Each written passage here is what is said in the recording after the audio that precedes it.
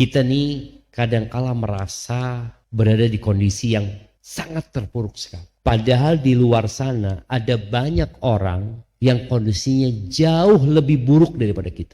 Maka kalau bicara bagaimana menumbuhkan optimisme di diri kita dan menumbuhkan husnudzon kepada Allah Azza wa Jalla, maka caranya engkau harus kenal sama Allah. Siapa itu Allah? Apa yang sudah Allah berikan kepadamu? Karena sebagian orang merasa Allah tuh ngambil dari Anas. Loh, Allah nggak ngasih apa-apa. Bisa engkau duduk, engkau ambil buku, engkau tulis nikmat yang Allah berikan. Supaya engkau kenal sama Allah. Kedua mata yang kita dengannya bisa melihat. Kita hampir nggak pernah mensyukurinya.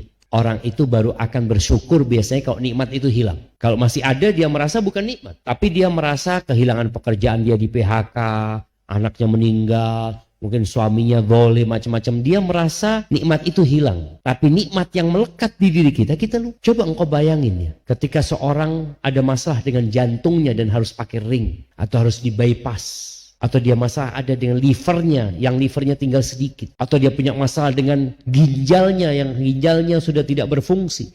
Artinya ada banyak kondisi yang seharusnya engkau renungkan supaya engkau bersyukur kepada Allah SWT. Jadi kalau bicara bagaimana tetap berhusnudzon sama Allah, tadi disebutkan hidup ini ujian dari Allah untuk melihat siapa yang bersyukur dan siapa yang bersabar. Kemudian musibah yang menimpamu itu hanya sedikit dibandingkan dengan nikmat yang Allah berikan kepadamu. Dan musibah itu juga hanya sementara. Dan kemudian engkau banyak melihat kepada orang yang lebih buruk hidupnya daripada. Sehingga engkau akan bersyukur kepada Allah Azza wa Jalla. Dan biasanya jemaah, ana berjumpa dengan banyak orang, atau nggak banyak ya, sama beberapa orang yang hidupnya nelongso.